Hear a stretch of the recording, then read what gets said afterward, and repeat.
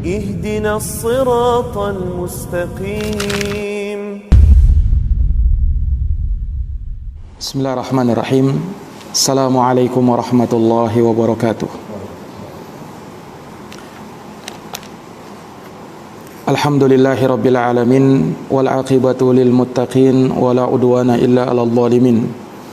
Asyhadu an la ilaha illallah wahdahu la syarikalah, wa asyhadu anna Muhammadan abduhu wa rasuluh, sallallahu alaihi wa ala alihi wa sahbihi wa man tabi'ahum bi ihsanin ila yaumiddin wa sallama tasliman katsira, amma ba'd.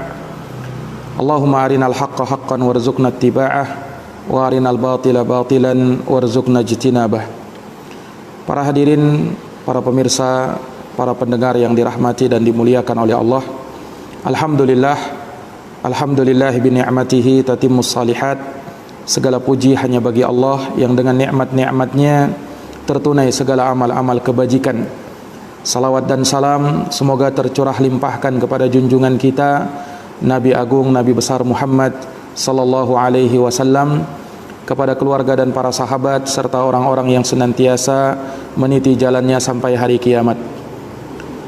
Para pemirsa, para pendengar yang dirahmati dan dimuliakan oleh Allah, di malam hari yang mubarakah ini insyaallah kita akan kembali mengkaji pembahasan yang berjudul berkenalan dengan manhaj salaf. Dan ini adalah bagian yang keempat dari pembahasan kita berkenalan dengan manhaj salaf, di mana telah kita sebutkan di pertemuan yang lalu berkaitan dengan kewajiban mengikuti manhaj salaf, dan itu berdasarkan dalil dari Al-Quran, sunnah dan ijma' para ulama. Dan mengikuti manhaj salaf bukanlah suatu yang bersifat alternatif, boleh dipilih dan boleh tidak. Tapi mengikuti manhaj salaf adalah kewajiban atas setiap muslim dan muslimah di dalam menjalankan agama ini. yakni di dalam beragama dia wajib berpegang teguh dengan Al-Quran dan sunnah di atas pemahaman para sahabat, para tabi'in dan atba'ut tabi'in. Itulah manhaj salaf, itulah hakikat dari manhaj salaf. Dan setiap muslim dan muslimah wajib berada di atas jalan tersebut. Para pemirsa dan para pendengar yang dirahmati dan dimuliakan oleh Allah, maka pada kesempatan di malam hari yang baik ini insyaallah ta'ala kita akan paparkan secara ringkas, secara global terkait dengan sifat, karakteristik dan ciri orang-orang yang berada di atas manhaj salaf. Karena orang yang berada di atas jalan salaf bukan hanya sekedar mereka mengaku bahwa dirinya berada di atas manhaj salaf, bukan hanya sekedar mereka mengatakan bahwa dirinya adalah salafi, ahlus sunnah wal jamaah, tetapi orang yang berada di atas manhaj salaf terkumpul padanya ciri-ciri dan karakteristik yang hal tersebut disebutkan di dalam ayat-ayat Al-Quran dan hadits-hadits Rasulullah sallallahu alaihi wasallam. Di antara ayat yang mengumpulkan dari sifat dan karakter manhaj salaf adalah apa yang Allah Subhanahu wa taala firmankan di surat Al-Fatah ayat 29. Di surat Al-Fatah ayat 29 Allah Subhanahu wa taala berfirman, Muhammadur Rasulullah walladzina ma'ahu asyidda'u 'alal kuffar ruhama'u bainahum tarahum ruk'an sujjada yabtaghuna fadlan minallahi wa ridwana simahum fi wujuhihim min atharis sujud dzalika mathaluhum fit taurat wa mathaluhum fil injil kazar'in akhraja syata'ahu fa'azarahu fastaghladha fastawa ala suqih yu'jibu zurra'a liyaghidha bihimul kuffar wa'adallahu alladhina amanu wa 'amilus salihat minhum maghfiratan wa ajran 'azima.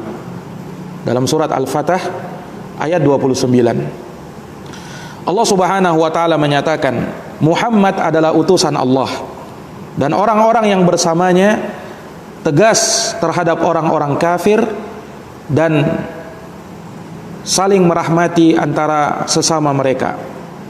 Engkau melihat mereka rukuk dan sujud, mereka mengharapkan karunia dari Allah dan keridhaannya.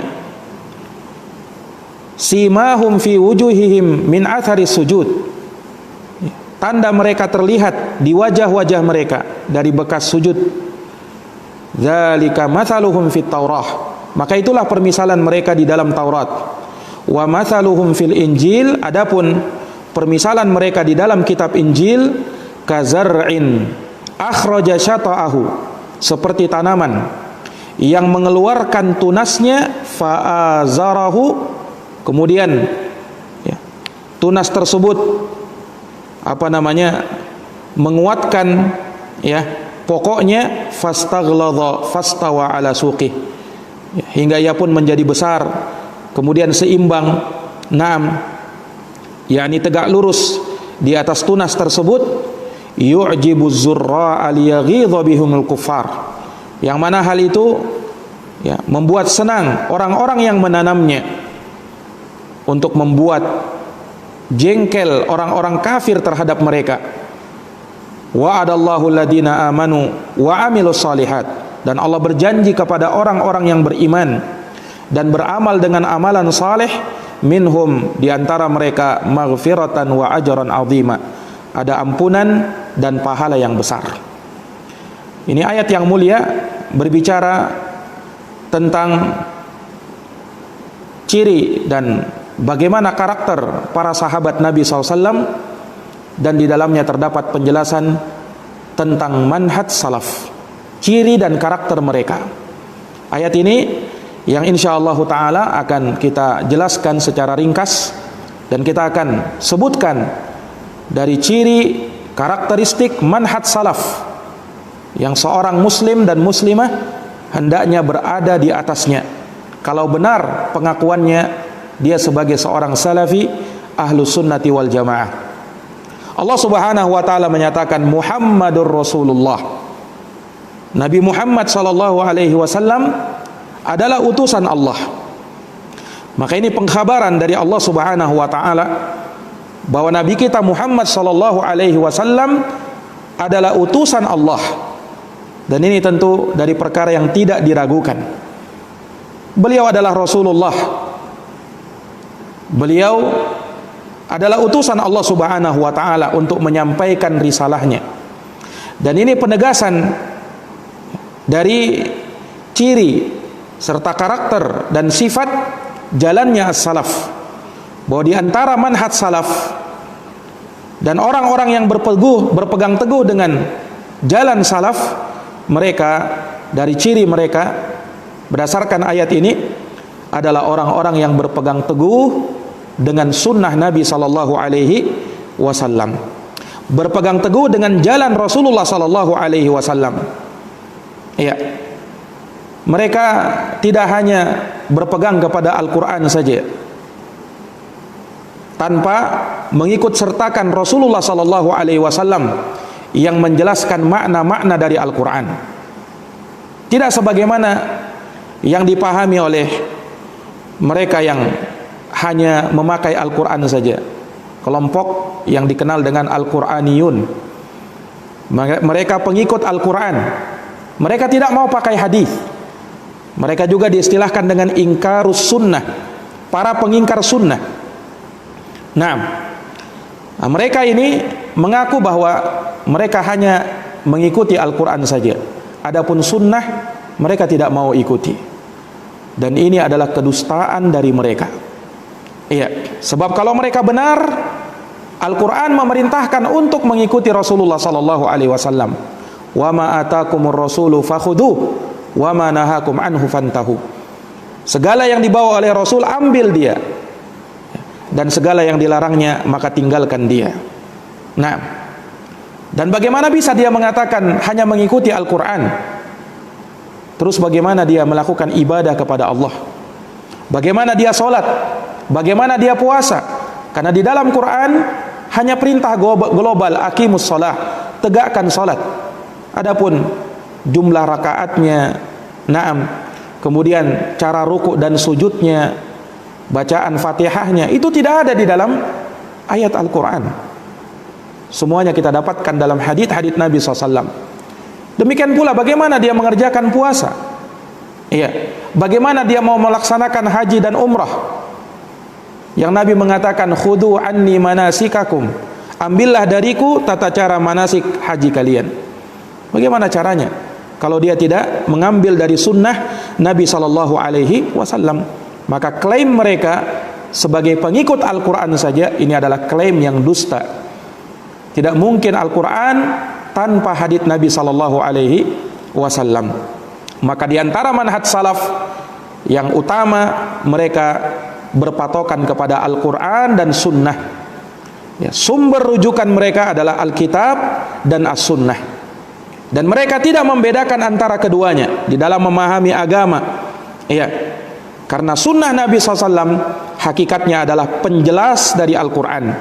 Sebagaimana Allah firmankan kepada nabinya, wa anzalna alaika adz-dzikra tibyanan likulli syai' litubayyana lin-nasi ma nuzila ilaihim. Ya, Allah Subhanahu wa taala berfirman, wa anzalna alaika adz-dzikra litubayyana lin-nasi ma nuzila ilaihim. Kami turunkan kepadamu wahai Muhammad peringatan, yaitu Al-Quran. Untuk apa? Untuk engkau menjelaskannya kepada manusia apa yang telah diturunkan kepada mereka.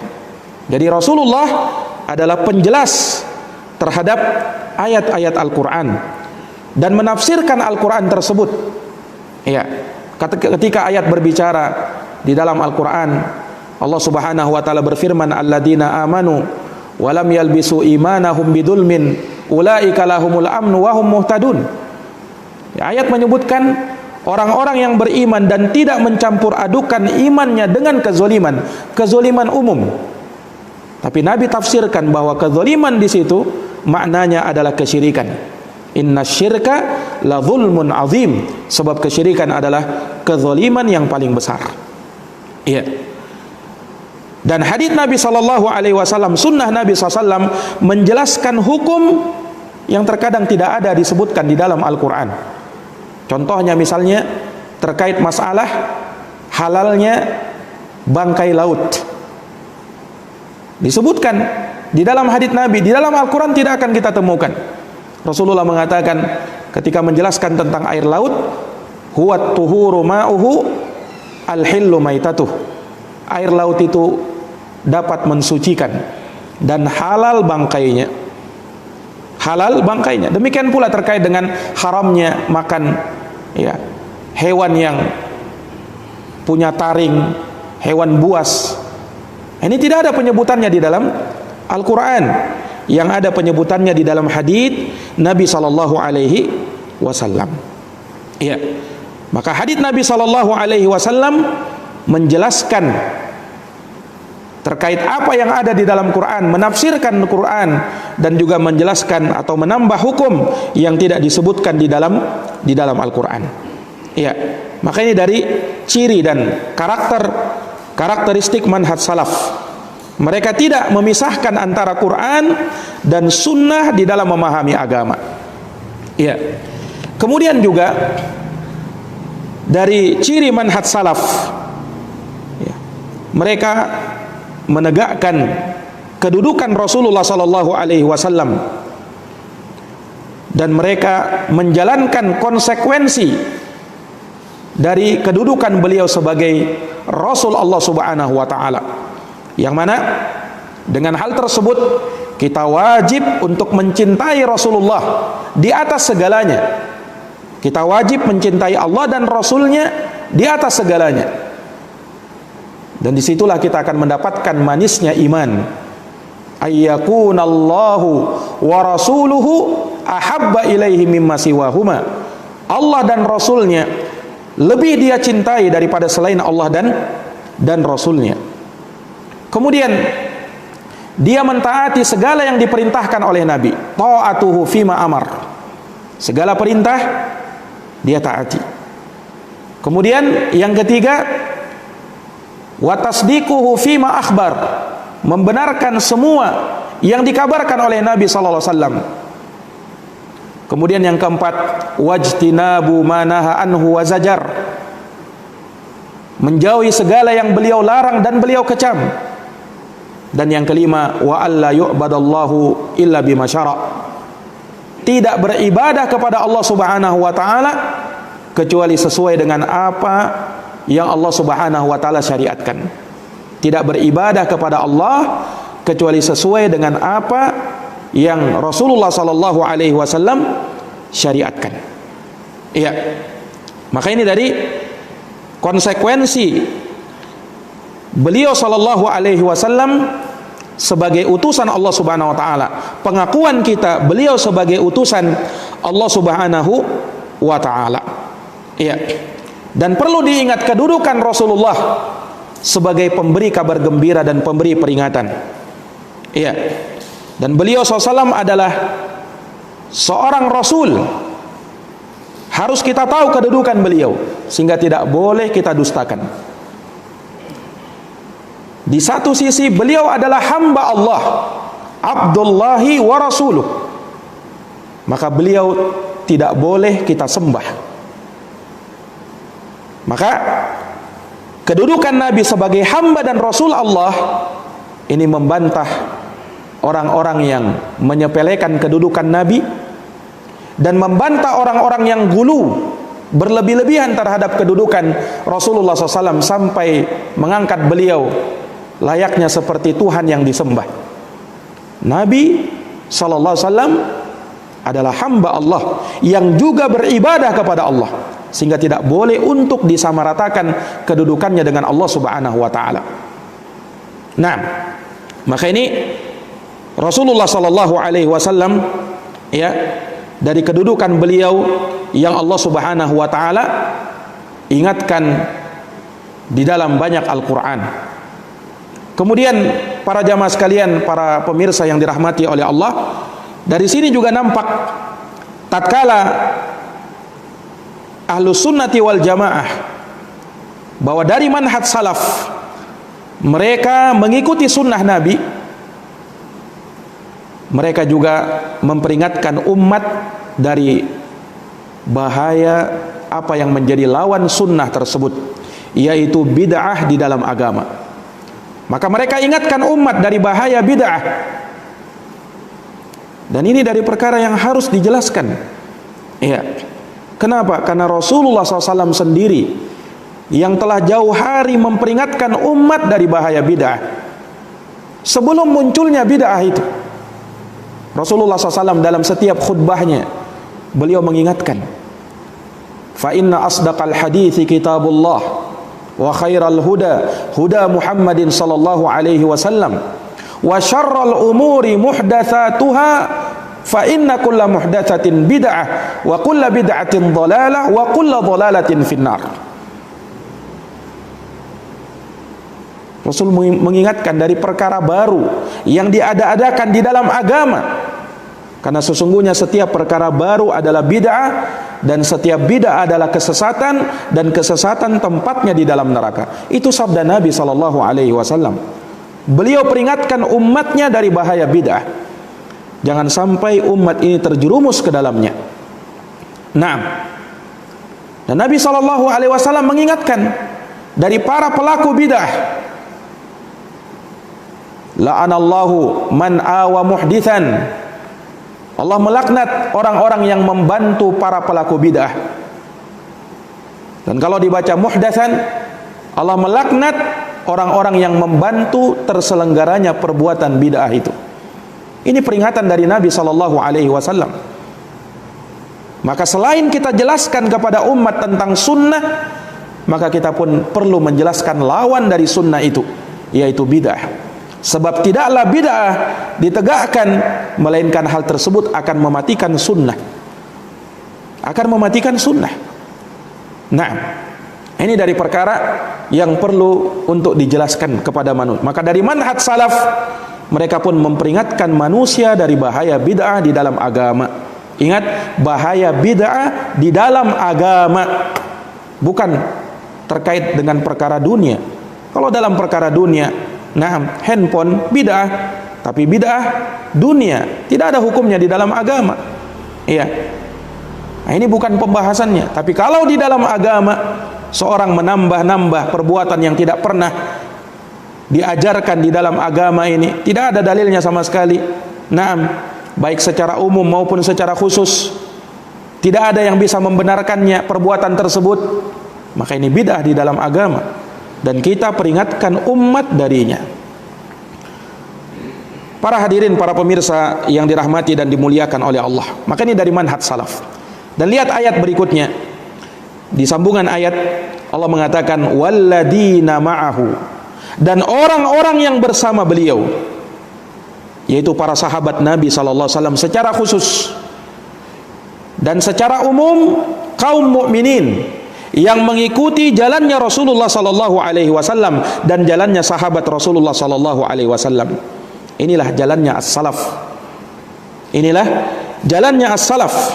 Maka dari manhaj salaf, dari ciri mereka, mereka berpegang teguh dengan jalannya para sahabat, jalannya para salaf. Tatkala mereka berbicara dengan dalil, dengan hujjah yang mereka ambil dari sunnah atau dari ucapannya as-salaf, ucapannya para sahabat, ucapannya para tabi'in, ucapannya para atba'u tabi'in. Dan tatkala mereka diam dengan hikmah, dengan ilmu. Naam, karena mereka tidak berani berbicara tanpa dalil, mereka tidak berani berbicara tanpa hujjah dan argumen, karena pertanggungjawabannya besar di hadapan Allah Subhanahu wa ta'ala. Orang berbicara tanpa ilmu, Allah Subhanahu wa ta'ala mengingatkan dalam Quran, wala taqfu ma laysa laka bihi ilm inna sam'a wal basara wal fuad kullu ulaika kana anhu mas'ula. Dan janganlah kamu berhenti terhadap sesuatu yang kamu tidak punya ilmu terhadapnya, karena sesungguhnya pendengaran, penglihatan dan hati semuanya akan dimintai pertanggungjawaban oleh Allah Subhanahu wa ta'ala. Dan haram berbicara atas nama agama Allah tanpa disertai oleh ilmu dan pertanggungjawaban di sisi Allah Subhanahu wa ta'ala. Iya. Makanya keharaman yang paling besar di dalam agama ini adalah tatkala berbicara tanpa ilmu. Allah Subhanahu wa ta'ala berfirman di dalam Al-Qur'an, qul innama harrama rabbiyal fawahish ma dhahara minha wa ma batan wal ithma wal baghya bighairil haqq wa an tusyriku billahi ma lam yunazzil bihi sultana wa an taqulu 'ala Allahi ma la ta'lamun. Sesungguhnya Rabbku mengharamkan perbuatan-perbuatan yang keji, yang nampak ataukah yang tersembunyi, dosa dan pelampauan batas tanpa hak. Dan juga Allah mengharamkan kalian menyekutukan Allah dengan sesuatu yang Allah tidak turunkan keterangan yang jelas padanya. Dan Allah mengharamkan kalian berucap atas nama agama tanpa ilmu. Kalian berucap atas nama Allah tanpa ilmu. Ini surat Al-A'raf ayat 33. Nah, ini para jamaah sekalian yang dirahmati oleh Allah. Makanya berhati-hati orang-orang yang berbicara tanpa ilmu, orang-orang yang berbicara tentang agama Allah namun tidak ada hujjah baik dari Al-Quran maupun sunnah Nabi SAW dalam segala perkara, dalam masalah hukum-hukum syariat ataukah dalam perkara-perkara yang berkaitan dengan keimanan pada hari kiamat, perkara-perkara yang nanti terjadi di akhir zaman. Ya, ini hati-hati seseorang berucap atas nama Allah, atas nama agama Allah tanpa ilmu. Ya, walaupun dengan tujuan-tujuan yang mungkin dibilang maksudnya bagus untuk memperingatkan umat, tapi kalau hal tersebut dengan kebohongan, maka ini tidak halal di dalam agama Allah Subhanahu wa ta'ala. Ada sebagian orang terkadang berbicara tentang perkara akhir zaman, kemudian memprediksi seperti ini, seperti itu. Iya. Sementara dia berbicara seperti itu tidak ada pendahulunya. Ya, mana kalammu, mana ucapanmu, mana ucapan para ulama? Ya.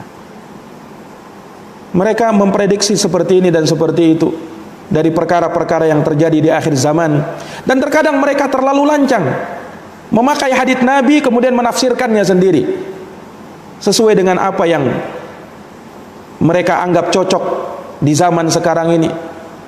Inilah orang-orang yang suka melakukan cocok logi, ya. Segala sesuatunya dihubungkan, oh ini pertanda akhir zaman begini dan begitu, ustadz akhir zaman, ya. Ini terkadang berbicara tanpa ilmu. Nah, maka yang seperti ini hendaknya takut kepada Allah Subhanahu wa taala dan hendaknya bertakwa kepada Allah. Jangan berbicara tanpa ilmu, walaupun dengan maksud untuk memperingatkan manusia, untuk menjadikan manusia supaya baik. Tapi berbicara dalam agama harus dengan ilmu. Iya. Para pemirsa yang dirahmati dan dimuliakan oleh Allah. Dan dari sini juga kita bisa ketahui bahwa dari manhaj salaf, mereka punya perhatian yang besar terhadap ilmu, terutama pengajaran kepada Al-Quran dan hadits-hadits Nabi SAW. Kesibukan mereka, orang-orang yang berada di atas manhaj salaf, mereka sibuk mempelajari agama. Inilah jalan mereka. Nah, dan dari perkara yang kita puji, bahwa orang-orang yang berada di atas manhaj salaf, mereka selalu menyibukkan umat dengan ilmu agama. Mereka ajarkan ilmu, baik di masjid-masjid kaum muslimin, ataukah di ma'had-ma'had, pondok-pondok pesantren. Mereka ajarkan ilmu, mereka tebarkan ilmu. Mereka ajarkan kitab-kitab para ulama. Dari kitab kutubut tafasir, kitab-kitab tafsir para ulama, kitab-kitab hadis, sahih Bukhari, sahih Muslim. Mereka ajarkan kepada umat. Karena inilah yang bisa memperbaiki keadaan manusia, khususnya di zaman kita sekarang ini. Tatkala ilmu tersebar, kejahilan bisa kita bendung, maka umat ini akan kembali dengan kejayaannya, sebagaimana yang dijanjikan oleh Rasulullah sallallahu alaihi wasallam. Iya. Maka dari jalan as-salaf, mereka adalah orang-orang yang sibuk dengan agama dan sibuk dengan ilmu yang bermanfaat. Kemudian dari ayat ini pula, walladzina ma'ahu, orang-orang yang bersamanya, di dalamnya terdapat isyarat bahwa dari manhaj salaf, mereka selalu menjaga kebersamaan, mereka selalu menjaga persatuan, mereka selalu berjamaah dan berkumpul di atas kebenaran. Nah, berkumpul di atas kebenaran. Jamaah maknanya adalah bersatu di atas kebenaran, bersatu dan berkumpul di atas kebenaran. Bukan yang penting bersatu, bukan yang penting berkumpul, tapi yang terpenting berada di atas kebenaran, lalu kita bersatu di atas itu. Sebab kebenaran tidak diukur dengan banyaknya orang, tapi kebenaran diukur dengan apakah dia sesuai dengan Quran dan Sunnah, di atas jalannya salaf ataukah tidak.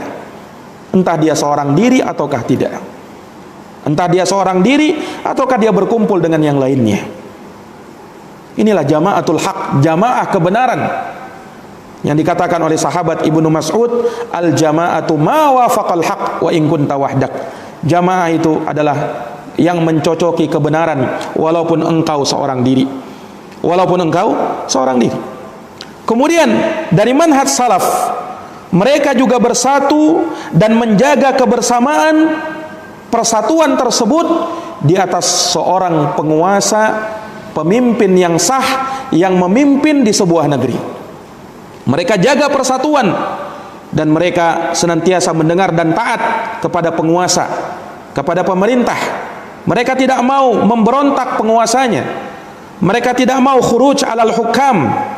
Selama penguasa kita muslim, selama pemimpin kita muslim, maka kita wajib as-sam' wa ta'ah, mendengar dan taat sebagaimana wasiat Rasulullah SAW, was-sam'i wa ta'ah wa in ta'ammara alaikum abadun habasyi. Mendengar dan taat kepada penguasa sekalipun penguasa kalian adalah seorang budak dari keturunan Habasyi. Ini wasiat Nabi sallallahu alaihi wasallam. Maka dari manhaj salaf, mereka senantiasa menjaga yang seperti ini. Mereka senantiasa menjaga yang seperti ini. Nah, dan mereka selalu mendoakan penguasanya dengan kebaikan. Bukan kerjaan mereka melaknat penguasa, mendoakan kejelekan kepada penguasa. Justru mereka doakan kebaikan. Allahumma aslih wulata umurina.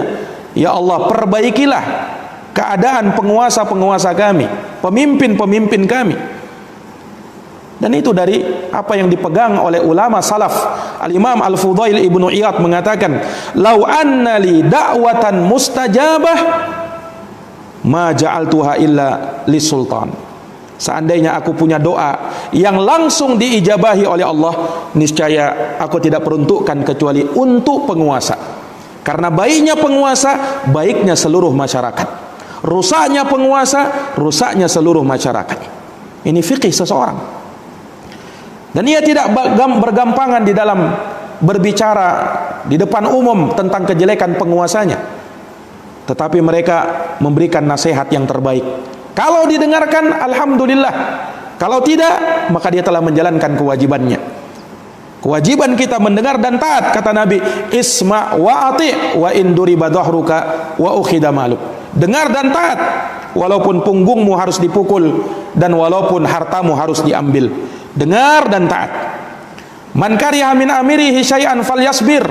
Kata Nabi, siapa yang tidak menyukai sesuatu dari penguasanya. Apa wasiatnya Nabi? Apakah Nabi perintahkan demonstrasi kalian? Tidak. Kata Nabi, falyasbir. Hendaknya dia bersabar. Fa innahu, ingat kata Nabi, sesungguhnya siapa saja man kharaja minas sultani shibra, yang keluar dari ketaatan kepada penguasa walaupun satu jengkal, mata mitatan jahiliyah. Kalau dia meninggal, maka dia meninggal di atas kejahiliahan. Wal iyadu billah. Ini para jamaah sekalian yang dirahmati dan dimuliakan oleh Allah. Maka dari manhaj salaf, mendengar dan taat kepada penguasa, bersabar kalau ada kezaliman dari penguasa.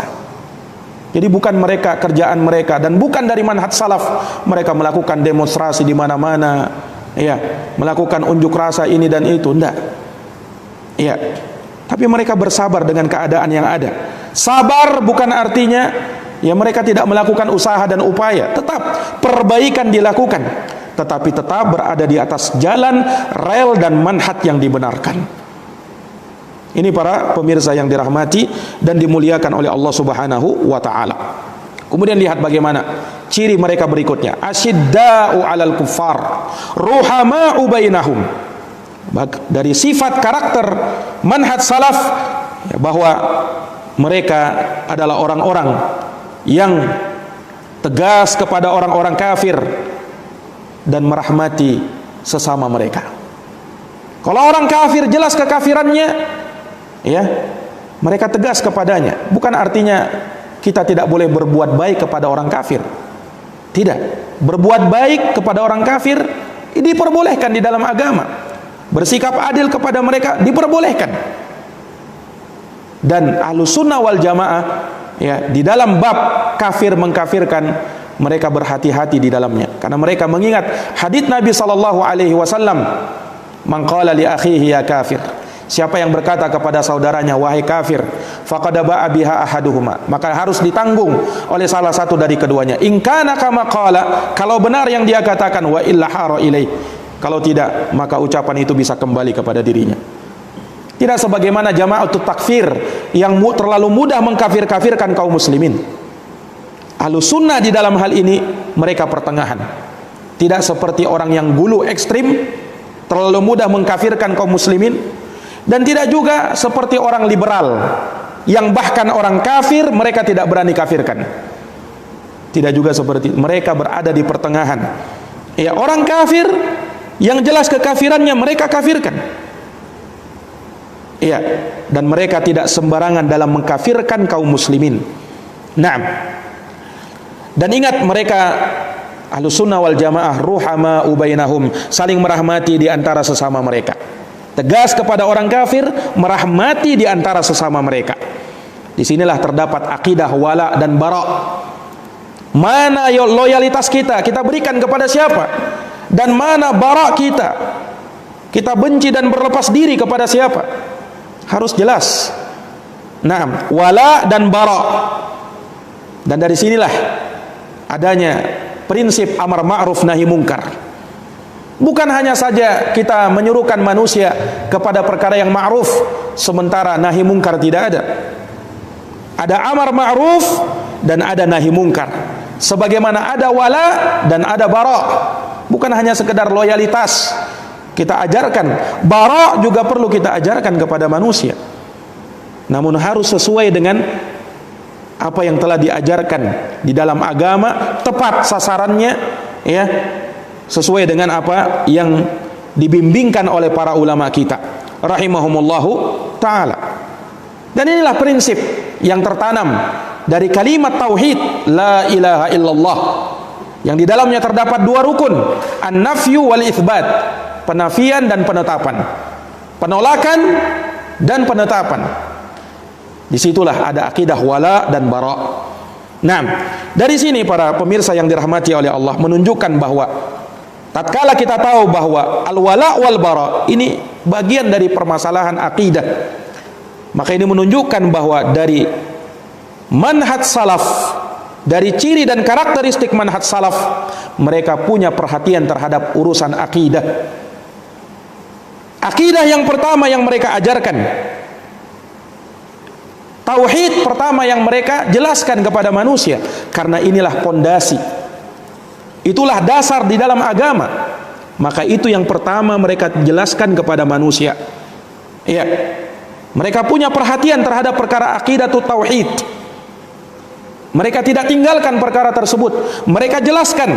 Dan mereka jelaskan pula lawan dari tauhid, yaitu kesyirikan. Bukan hanya sekedar kita ajarkan tauhid sementara kesyirikan kita biarkan. Iya, kesyirikan perlu kita jelaskan, kebatilan-kebatilan yang ada perlu kita jelaskan. Ini para jamaah sekalian, ini dari manhaj salaf. Kemudian di ayat setelahnya Allah katakan tarahum rukka'an sujada, engkau melihat mereka rukuk dan sujud kepada Allah.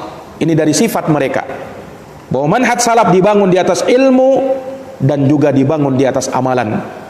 Mereka adalah orang yang gemar beribadah. Jadi bukan hanya sekedar mereka suka menuntut ilmu sementara amalan tidak ada.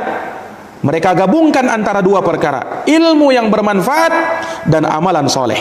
Karena ilmu tanpa amal tidak ada artinya, sebagaimana amalan tanpa ilmu tidak akan berguna. Ahlus sunnah wal jamaah mereka menggabungkan antara ilmu dan amal. Allah berfirman, huwallazi arsala rasulahu bil huda wa dinil haq.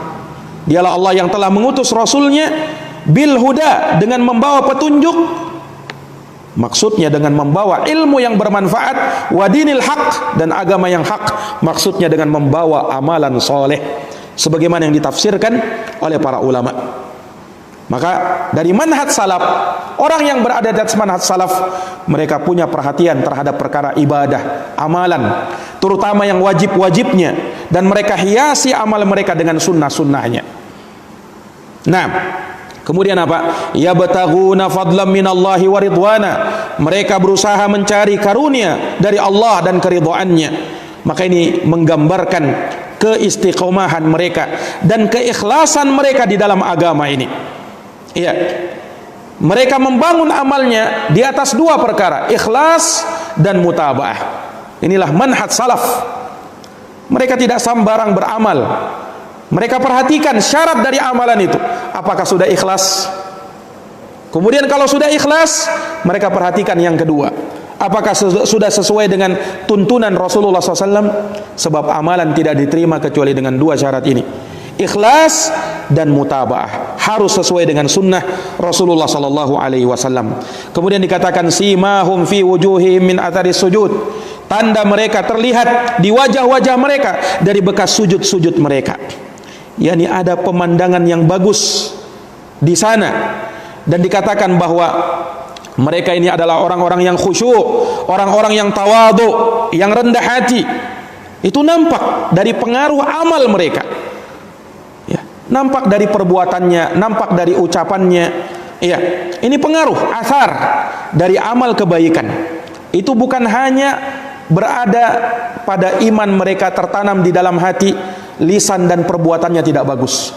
Justru lisan dan perbuatannya bagus, menggambarkan akhlak yang mulia. Karena manhaj salaf menggambarkan Islam secara keseluruhan, bukan hanya perkara akidah, bukan hanya perkara manhaj, tapi juga ucapannya lembut, santun, akhlaknya luar biasa. Ini dari manhaj salaf. Para jamaah sekalian, para pemirsa yang dirahmati dan dimuliakan oleh Allah Subhanahu wa taala, kemudian dikatakan dzalika matsaluhum fit Taurat. Itulah permisalan mereka di dalam Taurat. Ini keutamaan mereka. terutama para sahabat yang kedudukan mereka disebutkan di dalam Taurat dalam keadaan mereka belum ada ketika itu. Kemudian apa? Wa mathaluhum fil Injil, dan permisalan mereka di dalam kitab Injil kazar'in, seperti tanaman akhraja syata'ah, yang mengeluarkan tunasnya, fa'azarah, kemudian menguatkannya, fastaghladha, kemudian tumbuh besar, fastawa ala suqih, kemudian dia tegak lurus di atas tunasnya tersebut. Yu'jibuz zurra, yang dia membuat senang orang yang menanamnya. Naam. Ini keadaan para sahabat yang mereka senantiasa menguatkan Rasulullah, membela Rasulullah SAW, menolong Rasulullah SAW dengan harta dan jiwa mereka. Maka dari manhaj salaf, mereka adalah orang-orang yang menggambarkan Islam secara kafah, secara menyeluruh, sebagaimana Allah berfirman, udkhulu fis silmi kafah, masuklah kalian ke dalam Islam secara keseluruhan, bukan hanya sebagian saja yang lainnya ditelantarkan. Tidak, mereka tegak di atas Islam yang hakiki, Islam yang murni, Islam secara keseluruhan. Dan itu tegak tatkala mereka menerapkan terhadap diri mereka dan orang lain dengan dakwah di jalan Allah Subhanahu wa taala. Liyaghidha bihumul kuffar. Nah, inilah yang membuat jengkel orang-orang kafir. Jalannya sahabat, orang-orang kafir tidak suka. Demikian pula jalannya salaf, ini tidak disukai oleh sebagian orang yang terpengaruh dengan pemikiran orang-orang kufar dari kalangan ahlul bid'ah. Mereka tidak suka dengan jalan salaf. Mereka mencaci maki, apa jalannya salaf ini, apa itu salafi, begini dan begitu. Kalau ada kesalahan dari seseorang yang mengaku di atas manhaj salaf, salahkan orangnya, bukan manhajnya. Sebagaimana kalau ada orang di dalam agama Islam ini yang melakukan kejelekan, salahkan orangnya, bukan salahkan agamanya. Ya. Karena orang yang berada di atas manhaj salaf bukan artinya berarti mereka sempurna di dalam menjalankan salaf ini. Mungkin ada kekurangan, ya, mungkin masih belum sempurna mereka, wajar sebagai manusia. Tapi manhaj itu tidak ada kesalahan di dalamnya. Karena Islam yang murni yang diajarkan oleh Rasulullah, dan itu yang dipahami oleh para sahabat. Kemudian di akhir dikatakan wa'adallahu alladhina amanu wa amilus solihat. Ini keutamaan orang yang berada di atas manhaj salaf. Allah berjanji kepada mereka yang beriman dan beramal saleh. Apa janji Allah Subhanahu wa taala? Minhum maghfiratan wa ajran azima. Bagi mereka ampunan dan pahala yang besar di sisi Allah Subhanahu wa taala. Para pemirsa yang dirahmati oleh Allah, ini adalah perkara yang sebenarnya sangat luas untuk dijabarkan, dan ini adalah poin-poin dari perkara-perkara yang harusnya dijabarkan secara panjang lebar. Namun tentunya ini sekedar pertemuan ringkas. Semoga Allah Subhanahu wa taala memberikan taufik kepada kita semuanya dan memberikan keistiqomahan. Hadanallahu wa iyyakum ajma'in. Subhanakallahumma wa bihamdika asyhadu an la ilaha illa anta astaghfiruka wa atubu ilaik. Walhamdulillahirabbil alamin. Wassalamu alaikum warahmatullahi wabarakatuh.